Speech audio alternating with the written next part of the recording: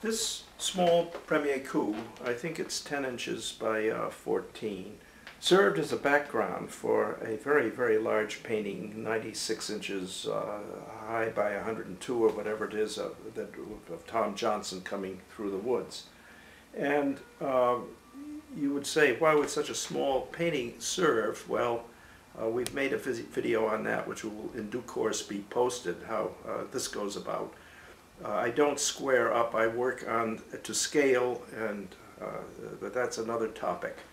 What we're dealing with here is a slightly rainy day, and I was standing in the doorway of the cabin in the Berkshires looking out, and I felt the beauty of the day and the afternoon and the rain and everything else, and so I made this premier coup, very soft, very minimal. And what I really want to talk about is that what happens with the first 4 lines of the composition, which we have spoken about, Annetta, repeatedly.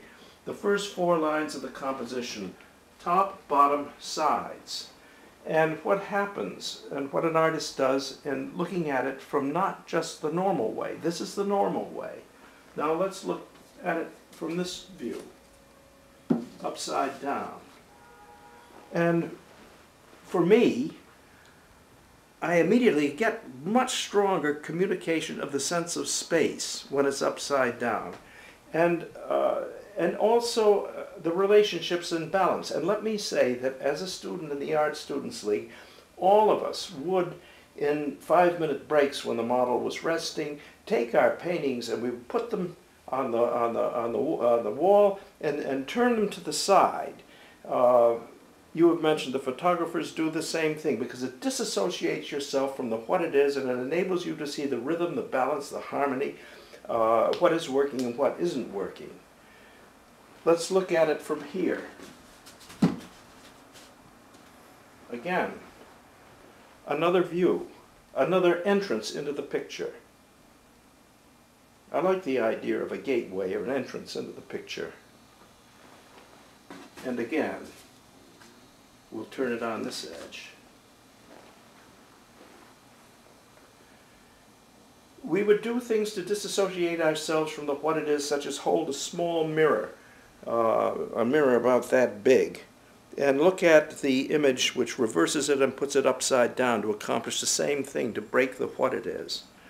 And let me tell you that as a mature artist with major figure pieces for years, as they got to the end, you begin to realize, oh my God, defeated once again by the nature, this is what I've done, this is the best I can do, and I'm beaten, and you begin to want to put a knife, a palette knife, right through the painting.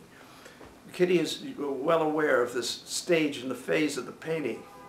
And what I do at that point is I take the big painting and I turn it upside down.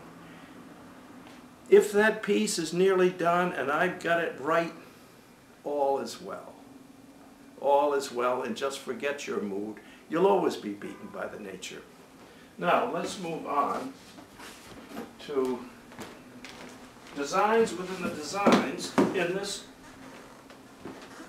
big piece, which we've posted on the blog from time to time, from its early stages as a map into its beginning stages. And I want to look at this section in here, and at some point get really, really close up, so I want you to see all kinds of things. Like, I've taken charcoal and darkened down the edges in here. I have made a correction in the drawing, rather clumsy and crude in charcoal here. I've extended the fingers a little bit. In other words, everything is being worked. I'm lightening up here. Do you see the chalk? But you might think, with 3 figures involved in here, that I go bit by bit or haul over all at once or whatever I do. Nonsense. I don't go at it that way at all. It's so abstract, as you can see in here. I'm not interested in knuckles and joints. I'm interested in pieces of color value, shapes. And I make corrections as I go along.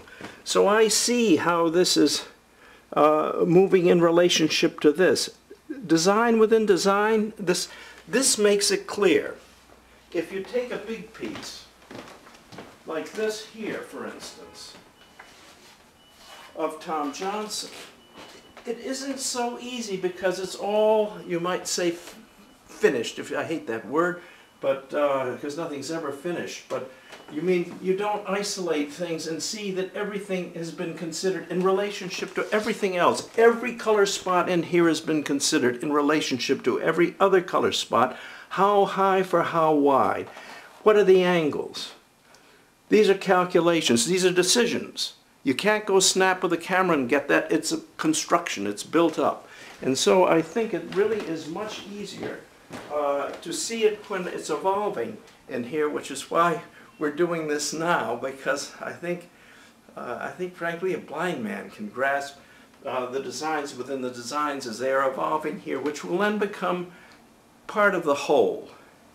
And one of the things that is a great, in a sense, problem is that as you identify something and it becomes a human being and you give it a name, this wonderful abstract quality, which we went into with the space of the painting upside down, which I'm not at all sure will show in a photograph, but this quality of abstraction of the form and the space and the color spots and how they work tends to become subsumed by, oh, it's a nude, oh, it's a male, oh, it's an old man, oh, it's a young woman, oh, it's a whatever it is. You see the what it is taking over, or the thing becoming symbolic. So I can walk past and, oh, I like this guy, or I don't, and walk off, do you see? I never experience a thing.